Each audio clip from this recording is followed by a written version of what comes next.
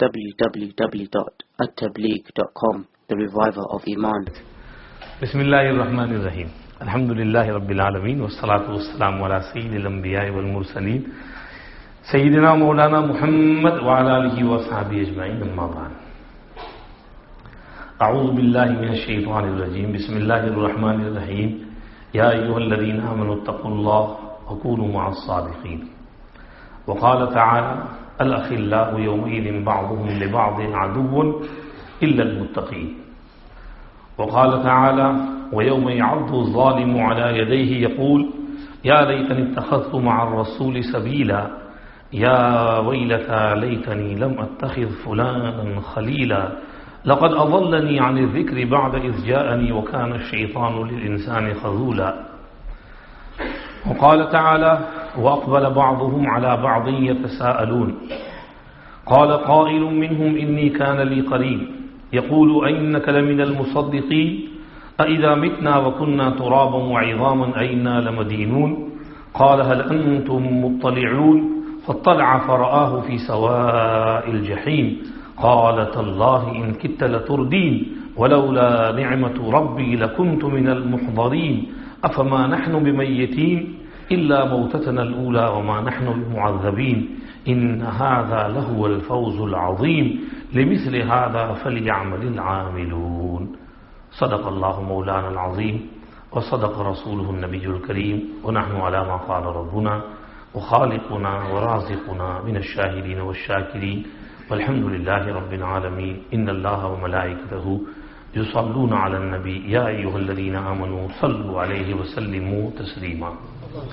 सब दुरूद शरीफ पढ़ अल्लाहुम्मा सल्ली अला सय्यिदिना मुहम्मद व अला आलि सय्यिदिना मुहम्मद कमा सल्लैता अला सय्यिदिना इब्राहीम व अला आलि सय्यिदिना इब्राहीम इन्नका हमीदुम मजीद. अल्लाहुम्मा बारिक अला सय्यिदिना मुहम्मद व अला आलि सय्यिदिना मुहम्मद कमा बारकता अला सय्यिदिना इब्राहीम व अला आलि सय्यिदिना इब्राहीम इन्नका हमीदुम मजीद. Respected elders, brothers, friends, Alhamdulillah, the spiritual retreat conference has been going from strength to strength. MashaAllah, this year we have a larger turnout. MashaAllah, programs, bayanat, very powerful. Dr. Umar Sahab, Shaykh al-Hadith Sahab, and MashaAllah, you have been benefiting from their company, their talk. May Allah subhanahu wa ta'ala accept the conference. May Allah subhanahu wa ta'ala benefit us all from whatever was said. May Allah subhanahu wa ta'ala reward the organizers, Qari Tahir Sahab, Maulana Siraj Sahab, the Intizamiya committee. May Allah subhanahu wa ta'ala reward the khidmat guzars running around for khidmat, food, etc., cooking, feeding, and looking after everyone, taking care of everyone. MashaAllah, such a nice team and teamwork can be seen over here. May Allah reward them all. Shaykh Sahab was just talking about the importance of Iman, Yaqeen, building our Iman and Yaqeen, strengthening it, and following in the Sunnah of the Prophet sallallahu alaihi wasallam. Now, how can we strengthen this Iman and make ourselves adapt and followers of the Sunnah of the Prophet sallallahu alaihi wasallam? For this topic has been given to me, how we can benefit from the company of the pious, the Salihin. Well, alhamdulillah, yesterday's talk was a little bit hot. Some people said, Maulana Sahab, you were on fire yesterday. MashaAllah, there was good feedback as well. One friend said his wife was listening at home and she said, MashaAllah, Maulana Sahab gave very nice talk, but don't come home with that nuskha and that idea. Well, there are plenty of other nuskhas as well. I noticed some elderly were leaning on the wall, and when the nuskha came, MashaAllah, they sat up straight listening attentively to the nuskha. No problem, no harm in there. You see, your wife is also your companion, and you are her companion. and you can both take benefit from each other's company. Just as you can both harm one another, you can both benefit one another as well. If you are pious, she's staying with you, she will benefit. If she is pious, you are staying with her, she will benefit. So the pious company starts from home. Before you get to the pious, the ulama, the mashayikh, the sulaha, you need piety in your own home, because you're staying together all the time. And then your kids need your company. They need you to be pious as well, because they will be staying with you, and if you are pious, they will benefit from your piety. So this importance of pious company begins from home. We get examples where the pious wife had huge effect on the husband. She changed his personality altogether. Her piety was exemplary. She came from a very nice, pious family, nice background. And the husband was not so religious. He never had a beard. He never used to go to masjid for namaz, maybe Jummah. But when he got the pious wife, she made him go to masjid for namaz very often, frequently, and then made him keep a beard as well. And alhamdulillah, the children were pious as well. We get so many examples of this type. And this is from the time of Sahaba Ridwanullahi alayhim ajma'in. The pious wife having effect on the husband. Abu al-Haytham ibn al-Tayhan radiyallahu anhu once came to the Prophet sallallahu alayhi wasallam and asked for some attendant, khadim. There were some ghulams from a battle. Rasulullah sallallahu alaihi wasallam gave him one ghulam slave, and he said, be nice to him because I have seen him pray namaz. So he's a Muslim. He's embraced Islam. He's changed from his kufr. And as soon as he came to Medina, he became Muslim, he's learned namaz, and he's praying salat. So be nice to him, فَإِنِّي رَأَيْتُهُ يُصَلِّي. He's namazi. So Abu al-Haytham says, Jazakallah, no problem. He brings him home, and he says, Alhamdulillah, Allah Pak has made our job easy now. We have a helper. He will help us with the chores of the house and other work. However, look, be nice to him because the Prophet ﷺ said, be kind to him because I've seen him pray namaz. And she said, oh, did he say be nice to him? Well, the nicest thing we can do to him is free him. The best thing we can do for him is to let him go, free him. And Abu al-Haytham said, you are right, yeah. And he said, why? You are free, go. You have your own life, you don't need to do our khidmat. Then he came to the Prophet ﷺ and he said, Ya Rasulullah, this happened at home. And Rasulullah ﷺ said, Ma ba'athallahu nabiyyan illa kana lahu bitanatani, bitanatun ta'muruhu bil khayri wa tahudduhu alayh, wa bitanatun ta'muruhu bil sharri wa tahudduhu alayh. Every person has one of two secret friends. Sometimes a good close associate who knows his secrets and he encourages him to do good things, and other times someone who is not so pious and encourages him to do bad things. So this means your wife is a very good friend of yours and she is urging you to do good things. MashaAllah, very good. Prophet ﷺ was happy and pleased with the behavior. So the intelligence, wisdom of the wife having an effect on the husband, and Prophet ﷺ praising her. And similarly, we get cases down the history where we get so many cases where the wives change the husband. And most of the time this is how it happens. It happens, it works the other way around as well. Many times the husband changes the wife and his piety has effect on the wife as well. But the other side is more than this side. Husband having effect on wife, like the case of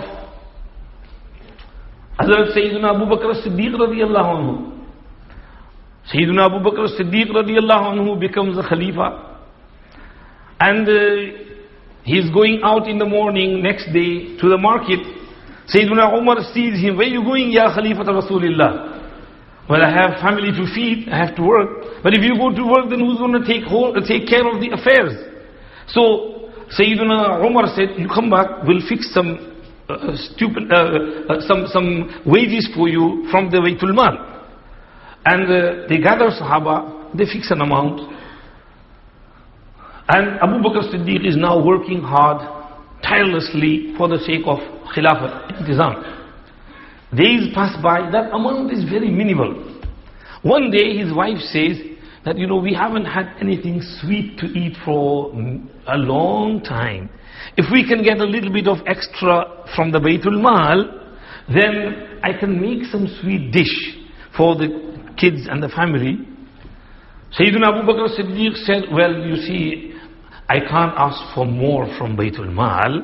However, I'll tell you one tarkeeb. That, whatever comes from Baytul Mal, you save a little bit. And bit by bit, slowly, within a few days or weeks, you will be able to have enough amount to buy some sweet dish and cook for the kids. And she said, yeah, I'll do that. So she began to save little bit by bit. After a few days, she said, Alhamdulillah, I've managed to save this, and we'll cook something.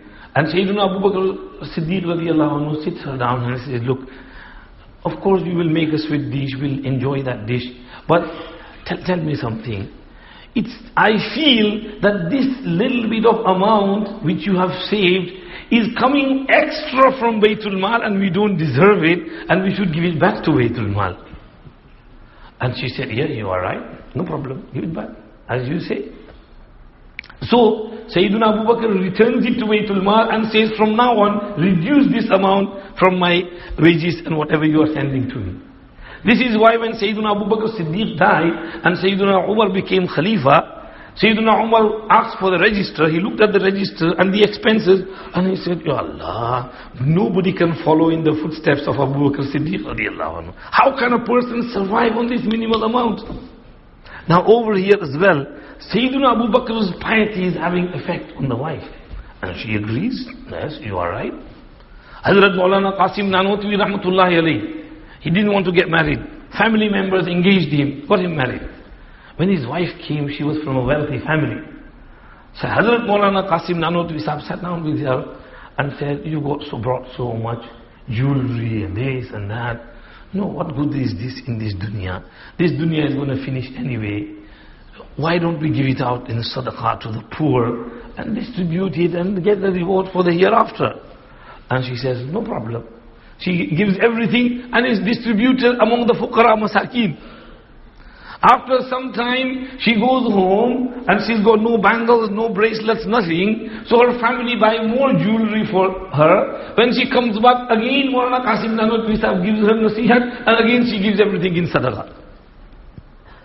And she herself was so organized and generous that whenever some mehmans would come, Hazrat Maulana Qasim Nanotwi would just say that 5 mehmans are here, 10 mehmans are here. She would organize everything and cook just the right amount for the mehmans, so that there is no wastage, no throwing away.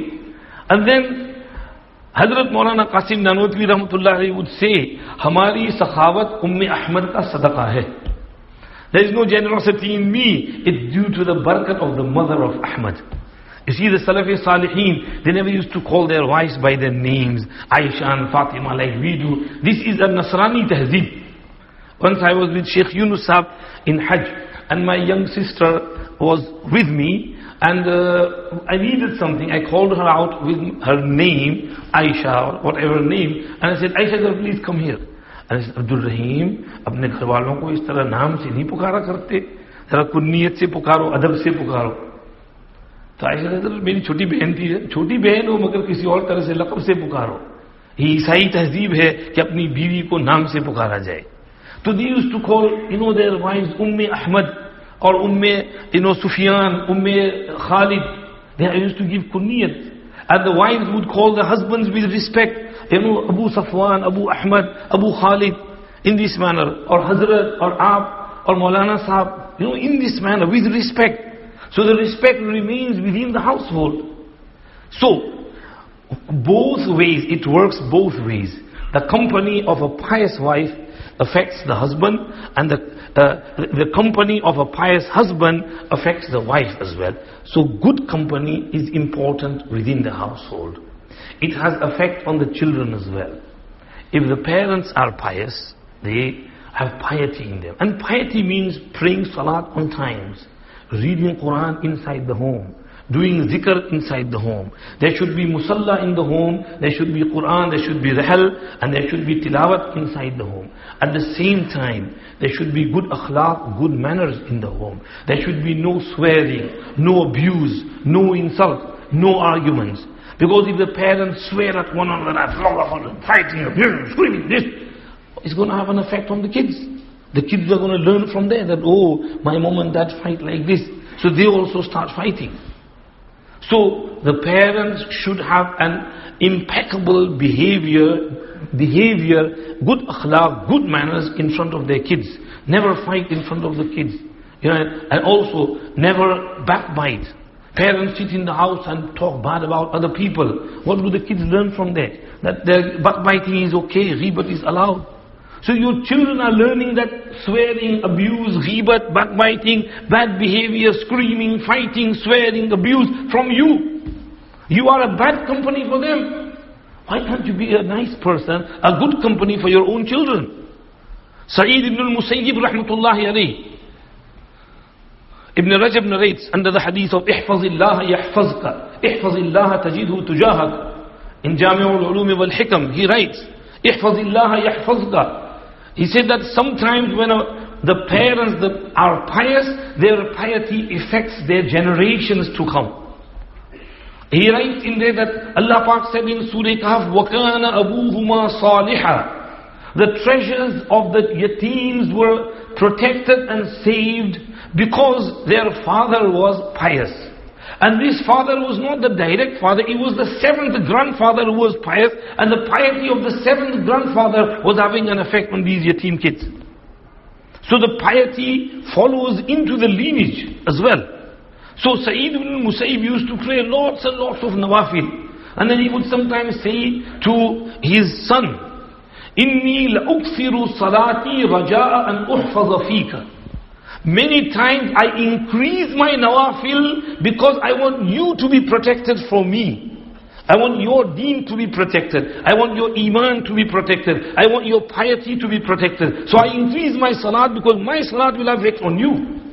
So if you read Quran in your house, if you do zikr in your house, if you pray nawafil in your house, then your piety will definitely affect your children. So the pious company begins at home. We should have this inside our homes. May Allah make our homes proper homes. You know, my friend Maulana Yusuf Darwan Sahab at Markaz, in one bayan, he said that today we look at the society, our homes are not homes, they are hotels. Because in hotel, everybody has his own room, and there's a canteen downstairs. They come to the canteen, eat, and back up to their rooms. So every room, person does not know who his neighbor is. They don't know who's living on the floor because they're all in their own world. And now because of the technology, nobody knows anyone. They all have their earpieces in them, listening to songs, moving around, even in the lifts and going around. Nobody wants to know anyone. So our homes have become like hotels. Every kid has his own bedroom, her own bedroom. They are in their bedrooms. Allah knows what they do in their own privacy. And the food is ready in the kitchen. Bichari, the old lady, mother, she cooks everything. And the young son, young daughter doesn't do any housework. No help in the housework. Just rushes down, quickly has the food, and then back up into a room. Why? I have to study. Oh, I'm doing my degree, I'm doing this, I'm doing that. तेरी degree की ऐसी तैसी, तेरी माँ को कितनी मुसीबत में डालती है. 25 साल जवान लड़की है, घर में कोई काम नहीं करती और माँ बेचारी परेशान. यही तो हजरत कल कह रहे थे, अंतरिदल अमतु रब्बतहा, कि एक खातून अपनी सेठानी को जनेगी. तो लड़की अपनी माँ पर हुकूमत कर रही है, क़यामत आ गई. She is ruling over her mother, bossing her mother. We get cases of some young girls slapping their mothers. That I have to go to uni, you haven't washed my clothes, I told you to iron this for me, you haven't ironed it, I'm so busy, if I'm this, I have to do this, I have to do that. The girls are ruling over their mothers. So this is because the home atmosphere has gone out of our homes. It's become like a hotel. Everybody in their own world. So we need to make our homes into homes. We read one dua after Maghrib.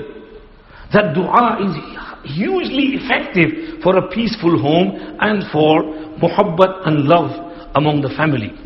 It's in the hadith.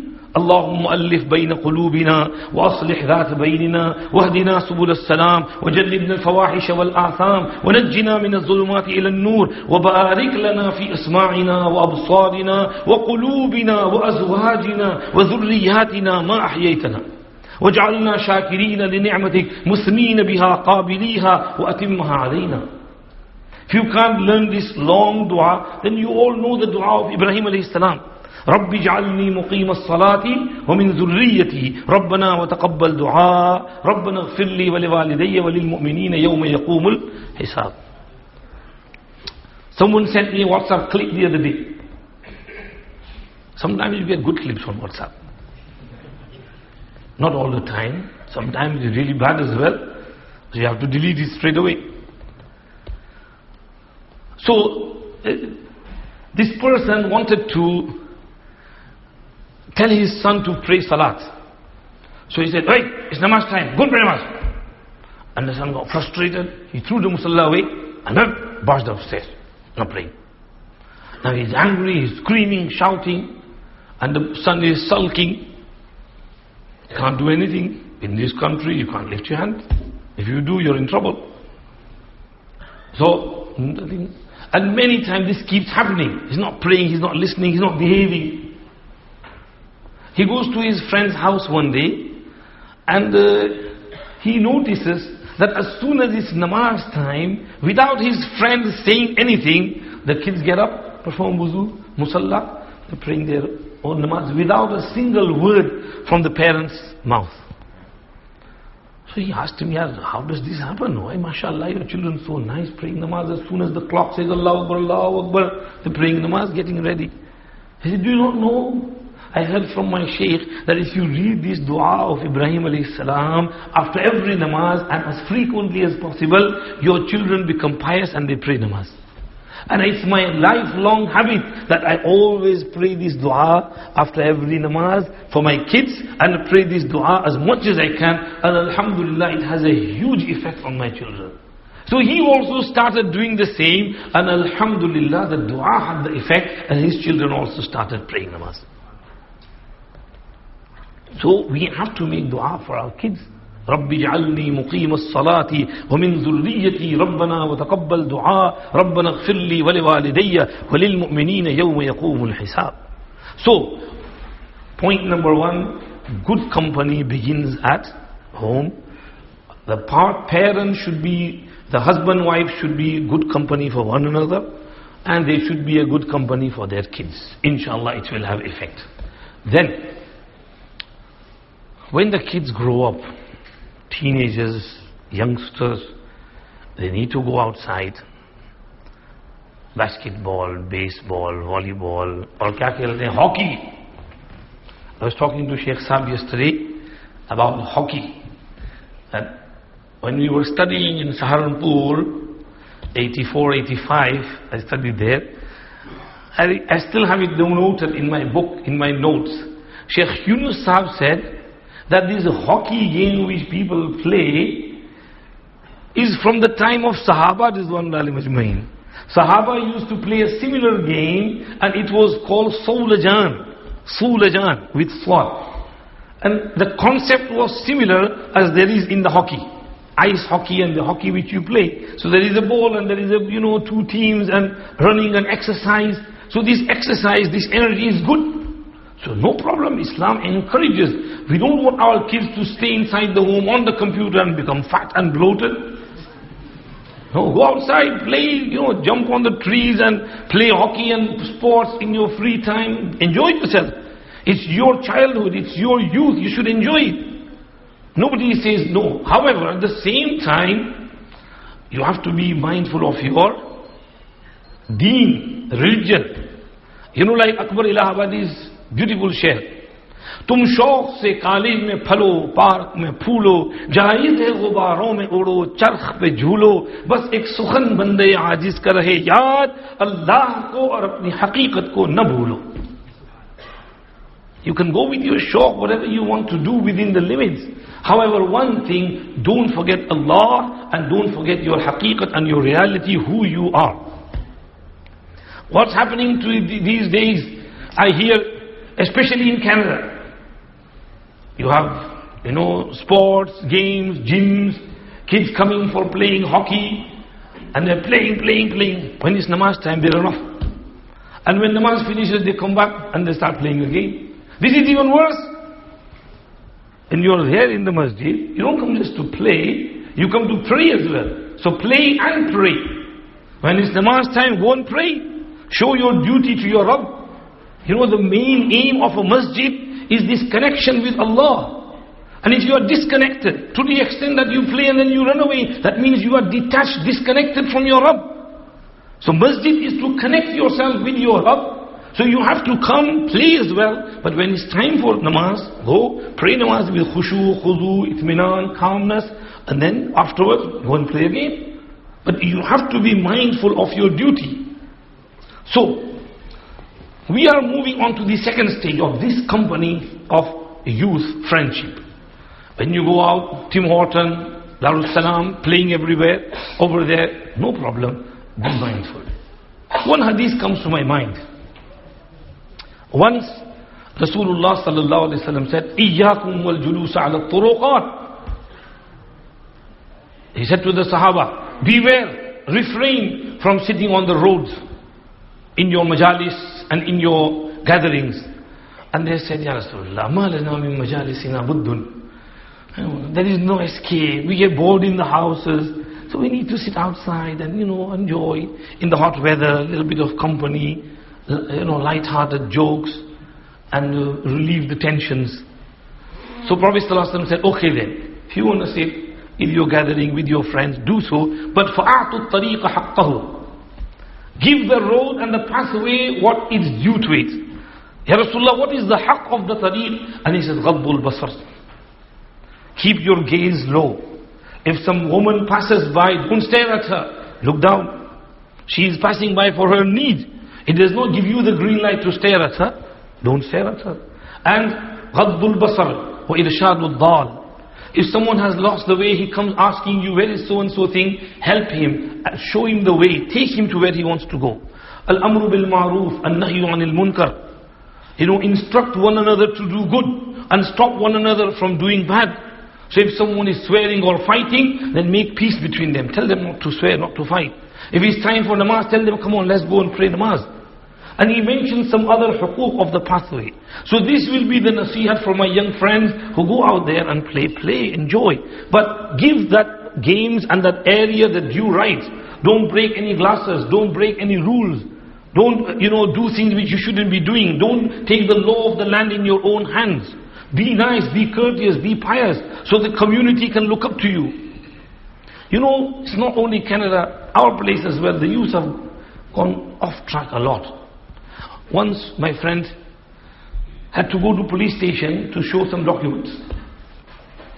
So the policeman checked all the documents and everything was okay. Then he was just talking casually. And the policeman said, when you guys came to this country, we used to look at your kids and admire them. And we used to wish that our kids were also like your kids. But now down the line, 20, 30 years down the line, your kids have become such that tawbah, khuda ki panah. We seek Allah's refuge from your kids. They've gone so bad. Now imagine how things have changed so quickly. So my dear young friends over here, don't stay in such companies which turn you bad and which they make you from bad to worse. Protect your identity. You are Muslims, you are good people. You should be good people with good akhlaq, good manner, good behavior. So, if you have bad company, drugs, smoking, girls, friends, sharab, na'uzubillah, sharab is being common now. Drugs is really common. Buying, selling, passing around. This type of company, don't go into this company, stay away from them. Just as good company is important, avoiding bad company is even more important. So if you know of someone, if your friend is doing bad things, try and give him some nasihat. If he listens to you, okay. If he doesn't, finish off with him. I don't want your friendship anymore. You go your way, I'm going my way. So avoid bad company and stay in good company. This is for our young friends. Do you remember that hadith? The example of a good friend and a bad friend. A perfume seller and a blacksmith. A perfume seller will give you perfume, or you might buy something from him, or you stand in his shop and the fragrance will come in your clothes, and when you come out, you will be fragranced as well. But a blacksmith, if you stand close to him, he will either burn your clothes, or some sparks will come out of the furnace and go on your clothes, or at least the smoke will put a bad smell on your clothes. Prophet ﷺ said, the first is the good friend and the second is the bad friend. So, don't burn yourself, don't bring that smoke and bad smell on you. Stay with good friends and perfume yourself, fragrance yourself with good friendship. Then, the third stage of good company is staying in the company of ulama, sulaha, mashayikh, ahlullah. Alhamdulillah, there is no scarcity of mashayikh. There are ulama over here. Every masjid has ulama. Your area, your neighborhood. Stay in touch with your imam sahab, your ulama, your mashayikh. If you can get bayat to a shaykh, do istikhara, get bayat to him. Stay in his company. Go to his majlis every now and then. Make mashwara with him. And in this day and age, this staying in the company of shaykh has become a lot easier because of the barakat of WhatsApp. Alhamdulillah, we have WhatsApp group. I have some friends who are bayat to me. I have my friends group of murideens. I call it Dost Ahbab because they are my friends. So we regularly remind one another of good things. Maybe reading Durood Sharif on Friday, or maybe some nasihat, advice, posting some tafsir of Quran, or some, something about tasawwuf. So what happens is, you stay in the company, from time to time you are reminded of who you are, what you should be doing. Stay in the company of sulaha, mashayikh. And also, at the same time, protect yourself. How? Hazrat Junaid Baghdadi rahmatullah alayhi says, read books of stories of awliyaullah and sulaha and mashayikh. Because when you're reading the stories of the mashayikh and salihin, it is as though you are sitting in their company. Hazrat Junaid Baghdadi rahmatullah alayhi says that these stories and hikayat of salihin are jundun min junudillah, armies from the armies of Allah. And through these hikayat and sulaha mashayikh stories, Allah subhanahu wa ta'ala brings good and that suhbat and that salihin salah and their effect into the people who are reading it. I will give you one instruction. In every home we have fazail-e-sadaqat. Do you have it? If not, you must buy one. At the end of fazail-e-sadaqat, Hazrat Shaykh rahmatullah alayhi mentioned 70 beautiful stories. Beautiful stories with great lessons in them. Like the story of Harun Rashid's son, like the stories of Malik bin Dinar, like the stories of his Malik bin Dinar's tawbah, repentance, about his incident with the Bandi slave girl, and Jannat, and the Hura'een, description of Hura'een, the story of Malik bin Dinar on the person who was millionaire and he repented, and how he changed and he was transformed with the company of Malik bin Dinar rahmatullahi alayhi. So such stories, if you read them, they will have a profound effect on you. So stay with the mashayikh, and if you can't pay a regular visit to your mashayikh, read some nice kitabs of salihin in which there are stories, hikayat of those salihin, and that will have a profound effect on you. Companionship is extremely important.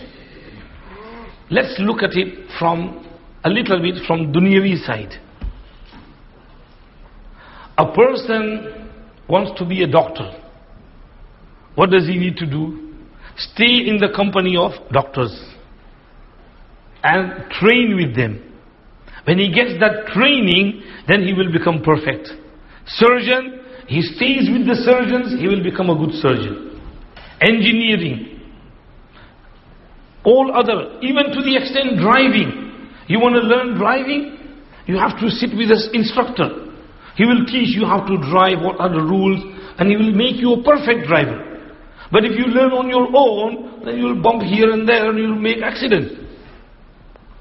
So, from the dunyavi side, whatever we want to learn, we need to have some company of an expert. Similarly, from the dini side, whatever subject we want to learn, you want to become hafiz? Okay, you can become hafiz on your own, but no. You have to stay in the company of Hafiz Sahab, who's already a Hafiz. He will teach you, he will take you through and make you a proper Pakka Hafiz. You want to become an alim, you have to stay with ulama. You want to become pious, you have to stay in the company of the pious. Look at Sahaba Rizwanul Alim Ajma'in. Why are they called Sahaba? What does Suhbat mean?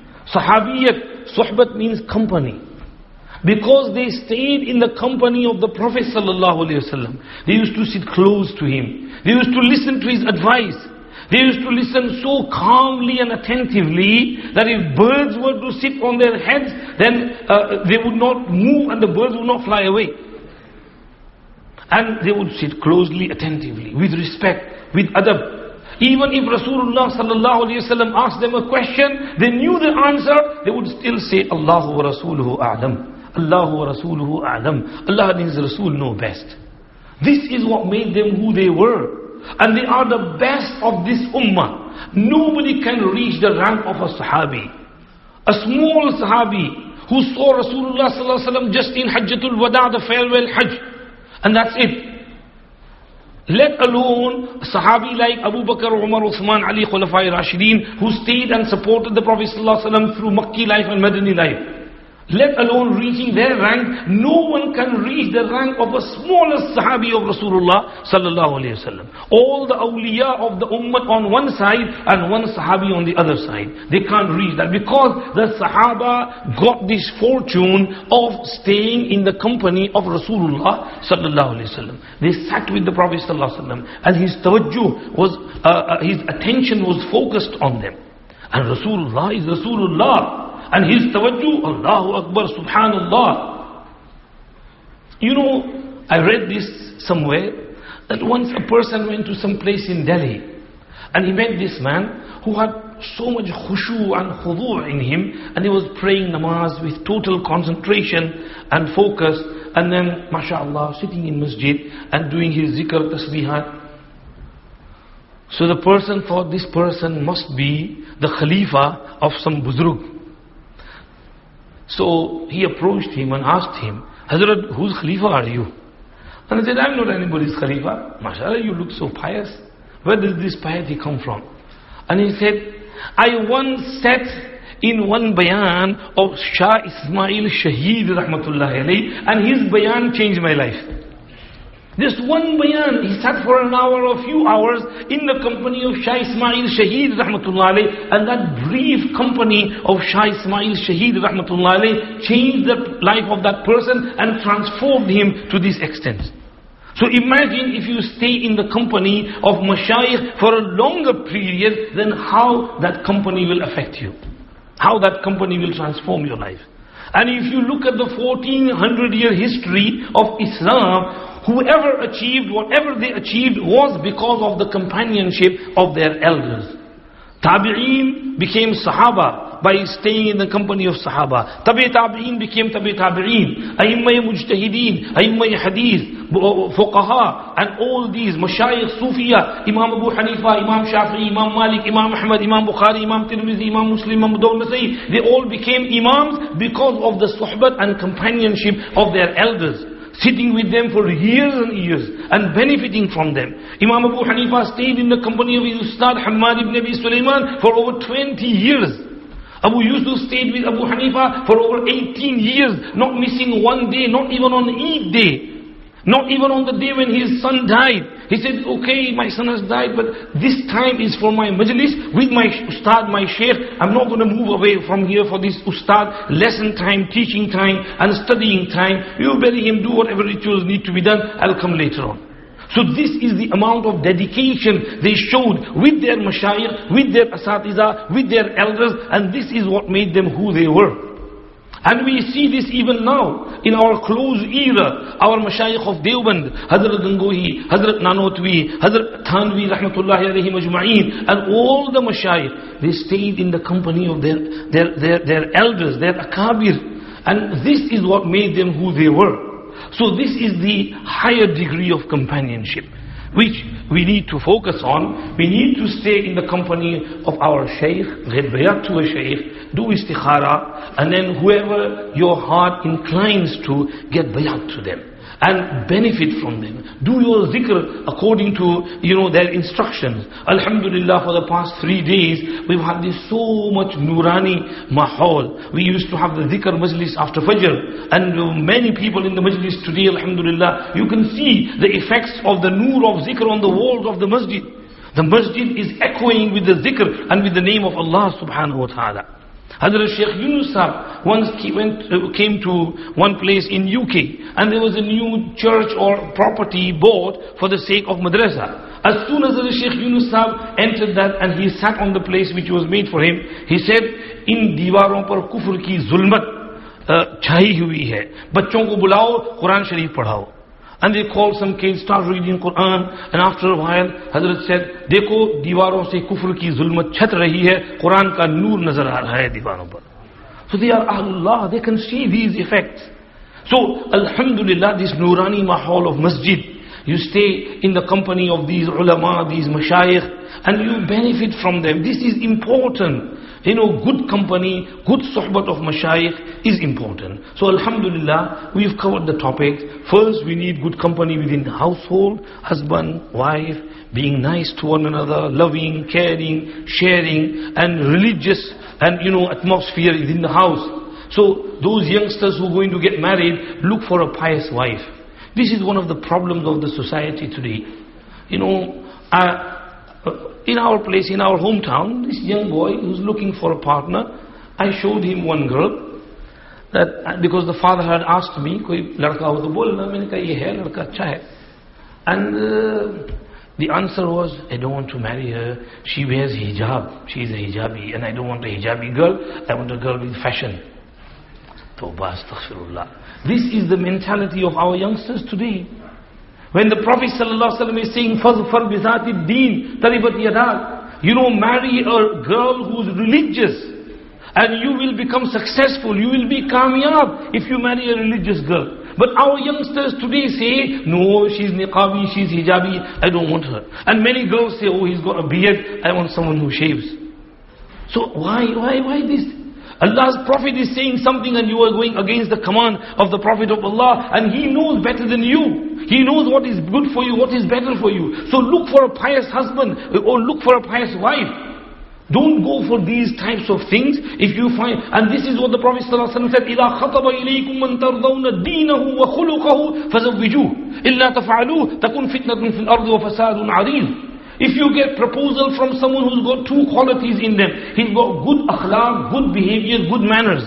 He is softly spoken, he is generous, he is kind-hearted, he is sakhi like Usman Ghani, radiallahu anhu, he is generous, he is nice, he is kind. He has a good sense of humor, number one. And number two, he is religious. Religious means he prays his day, namaz.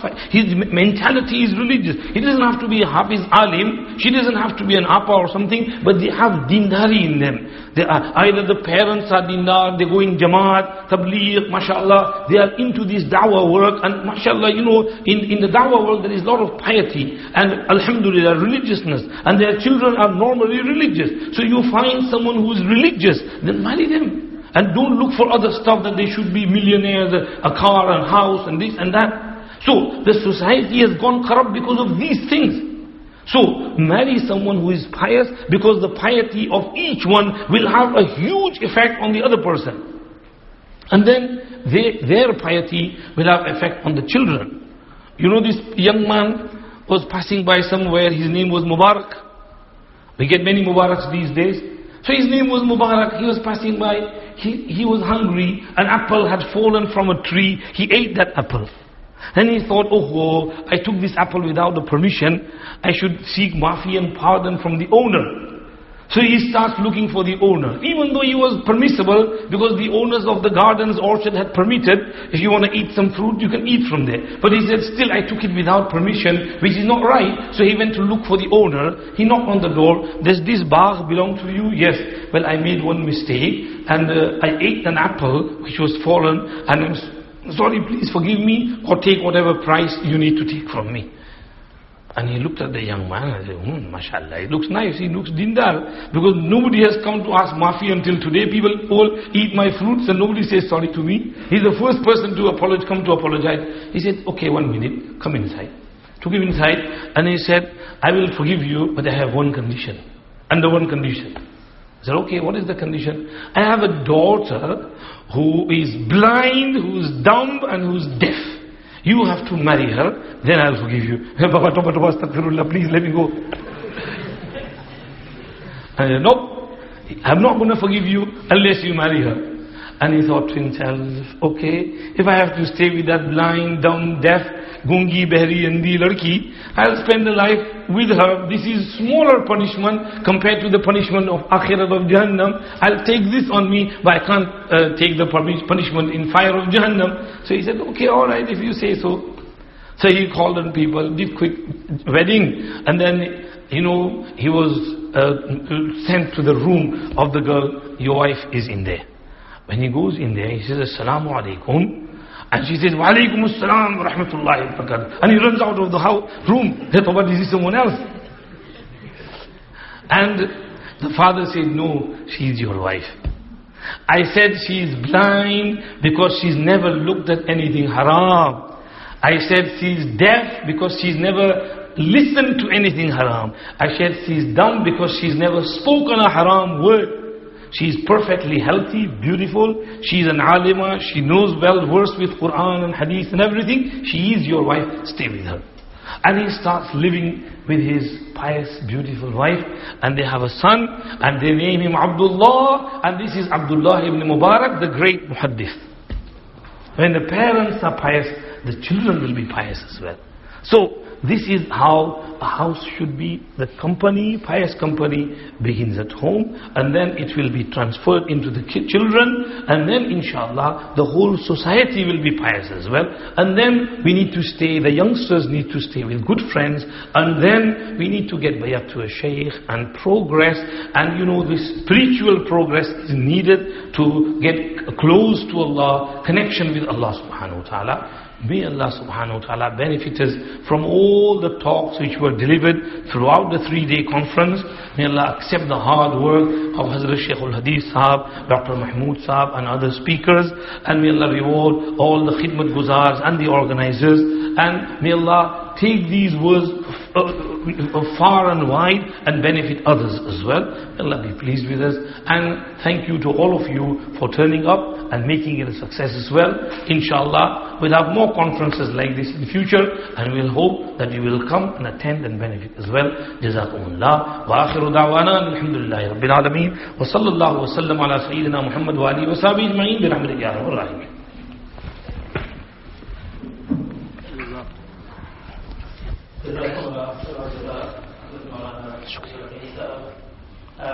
We know we have a large youngsters, alhamdulillah. We're very pleased because this year's program was mainly for the youngsters. And the theme this year was challenging facing the youth and their solutions. And over the last 3 days, many of the topics were to help the youngsters